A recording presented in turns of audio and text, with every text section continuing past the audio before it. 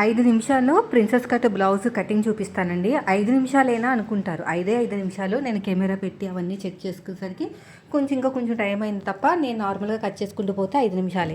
First చిన్న size, main వచ్చి చిన్న సైజ్ అయినా పెద్ద సైజ్ అయినా ప్రాసెస్ ఒకటే, క్లాత్ ఎక్కువ ఉండాలంతే.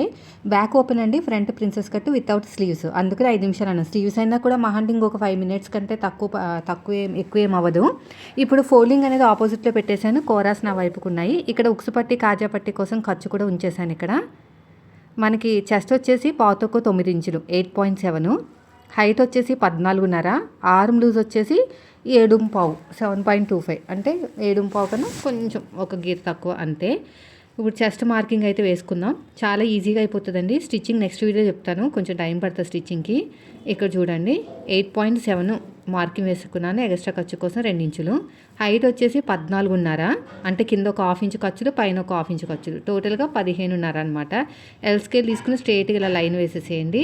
ఫుల్ షోల్డర్ ఇక్కడ కూడా చెస్ట్ మార్కింగ్ వేసేసుకోండి, ఎక్స్ట్రా ఖర్చు కోసం 2 ఇంచులు. ఒక బాక్స్ లాగా రెడీ చేసుకుంటే సరిపోతుంది. ఇలా మొత్తం కూడా. వీడియో నచ్చితే లైక్ చేయండి. ఇది అయిపోయిందండి. ఫుల్ షోల్డర్ వచ్చేసి 5 ఇంచులు, నెక్ కోసం 2.5 తీసుకున్నాను. అంటే 2 ఇంచులే తీసుకోవాలి, కానీ వీళ్ళకి నెక్ బ్రాడ్గా కావాలి, షోల్డర్ చిన్నగా కావాలన్నమాట. ఫ్రంట్ నెక్ వచ్చేసి 5.5, బ్యాక్ నెక్ వచ్చేసి 11.5. మరి అంత ఓవర్ డీప్ ఉన్నప్పుడు భుజాలు జారుతాయంటే జారకుండా స్టిచ్చింగ్ చేయొచ్చు, కానీ వాళ్ళకి నాడాలు పెట్టమన్నారు వెనకాల, సో మనం ఎక్కువ ఇబ్బంది పడాల్సిన అవసరం లేదు. బ్యాక్ నెక్ 11.5, విడ్త్ వచ్చేసి నేనైతే ఒక 3.5 ఇంచులు తీసుకున్నాను, బ్రాడ్గా కావాలి వాళ్ళకి, అందుకుని ఇలాగా మార్కింగ్ వేసేసుకుని కర్వ్ అనేది తిప్పేసేయండి. ఇలా మొత్తం కూడా. ఇక్కడ 3 ఇంచులు ఇక్కడ కూడా, అంటే ఫ్రంట్ నెక్ జస్ట్ మీకు చూపిస్తున్నాను, కానీ ఇప్పుడు ఏం కట్ చేయను, హార్ట్ షేప్ ఇమ్మన్నారు.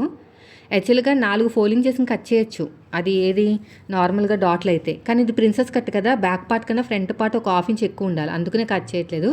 చంక డౌను 5.5 ఇంచులు ఇచ్చానండి, చూడాలి మ్యాచ్ అవుతుంది లేదో. 8.7కి మనకి ఆర్మ్ లూజ్ 7.5 మ్యాచ్ అవ్వాలన్నమాట. ఇలా స్కేల్ తీసేసుకొని ఈ కర్వ్ స్కేల్ తీసుకుని నీట్గా కర్వ్ అనేది తిప్పేసుకోండి.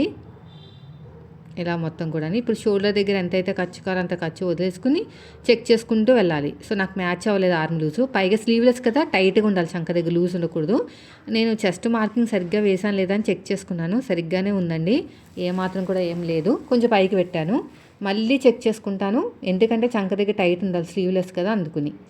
సో మళ్ళీ చెక్ చేసుకుంటే మళ్ళీ మ్యాచ్ కాలేదు, మళ్ళీ కొంచెం పైకి పంపించాను, అంటే లూజ్ అయిందనమాట. లూజ్ అయితే కొంచెం పైకి పంపించాలి, టైట్ అయితే కొంచెం కిందకి దింపాలి, అలా చెక్ చేసుకోవాలండి. కొంచెం పైకి పెట్టాను, మళ్ళీ షేప్ అనేది ఇలా తిప్పేశాను. ఇప్పుడు చెక్ చేసుకుంటే ఇప్పుడు మ్యాచ్ అయింది. డాట్ కోసం చూసుకుంటే మనం కింద నడుము లూజ్కి ఒక 1 ఇంచ్ యాడ్ చేసుకోవాలండి. సో నాకు సేమ్ 8.7 వరకు అయితే వచ్చింది. సగానికి ఫోల్డ్ చేశాను, అటు ఒక 1/2 ఇంచ్ ఇటు ఒక 1/2 ఇంచు. హైట్ వచ్చేసి ఒక 4 ఇంచులు తీసుకున్నాను, సరిపోతుంది. ఇది కూడా అయిపోయిందండి. ఇప్పుడు నీట్గా ఇలా కట్ చేసేయడమే, ఎలాగైతే మార్కింగ్ వేసుకున్నామో సేమ్ అదే విధంగా కటింగ్ చేసుకోండి. ఈ కూర ఉన్న క్లాత్ నడుము దగ్గర పట్టి ఎత్తడానికి ఈజీగా ఉంటుంది. ఇప్పుడు present back neck, front neck ఏం కట్ చేయను, మళ్ళీ నేను ఇంకొక ఫోల్డింగ్ వేసుకుని, అంటే ఫోల్డింగ్ ఉన్నది మన వైపుకి వేసుకోవాలన్నమాట. ఇది బ్యాక్ ఓపెన్ కాబట్టి ఇలా ఉంటుంది. ఇక నీట్గా ఇలా కట్ చేసేయండి. ఇటు సైడ్ కూడా అంతే, ఇలాగా ఈ సైడ్ కూడా అంతే. అయిపోయిందండి. ఫోల్డింగ్ అనేది మన వైపు వేసుకోవాలి.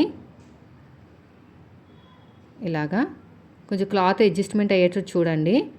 ఇలా పెట్టేసుకుని యాస్టీజ్గా ఉక్స్ పట్టి కాజా పట్టి వైపు ఉన్న ఆ లైన్ అనేది బయటకు వచ్చేయాలండి, ఫ్రంట్ పార్ట్లో ఉండకూడదు. ఎందుకంటే మళ్ళీ మనకి తక్కువ అయిపోతుంది అనమాట, అంటే ఫ్రంట్ ఎక్కువ అయిపోతుంది, బ్యాక్ తక్కువ అయిపోతుంది. మీకు కనిపిస్తుంది కదా, ఇలా పెట్టేసుకోండి. మొత్తం యాస్టీజ్గా మార్కింగ్ వేసుకోండి. మనకి ఫ్రంట్ అంటే బ్యాక్ ఎలా ఉందో అలాగా యాస్టీజ్గా మార్కింగ్ వేసుకోవాలి. పైన కొంచెం మిస్ అయింది మీకు వీడియో, పర్లేదు, నేను చెప్పేది వినండి, మీకు అర్థమైపోతుంది.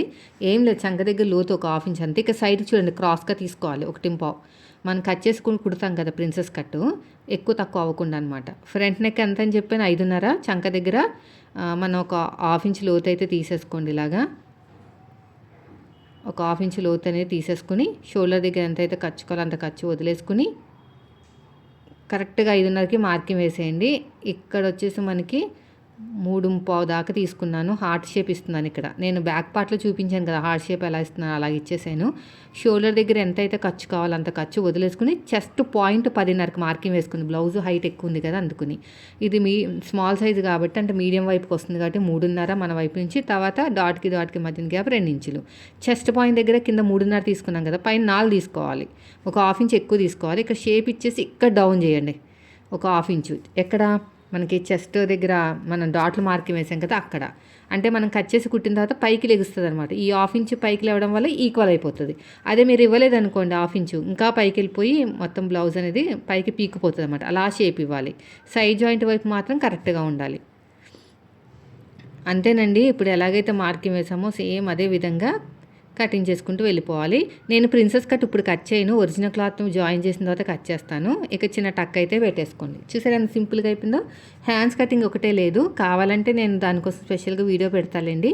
స్లీవ్లెస్ అనమాట. చంక దగ్గర లూజ్ రాకుండా టైట్గా ఉండాలి కాబట్టి కొంచెం చంక పైకే పెట్టుకోవాలి తప్ప కిందకి పెట్టుకోకూడదు. అంతేనండి. చూడండి ఎంత సింపుల్గా అయిపోయిందో. వీడియో నచ్చితే మాత్రం ఖచ్చితంగా లైక్ చేయండి. మీరు మన ఛానల్ ఫస్ట్ టైం చూస్తే మాత్రం సబ్స్క్రైబ్ చేయండి. తొందరలోనే నేను స్టిచ్చింగ్ వీడియో కూడా పోస్ట్ చేస్తాను. Thank you for watching.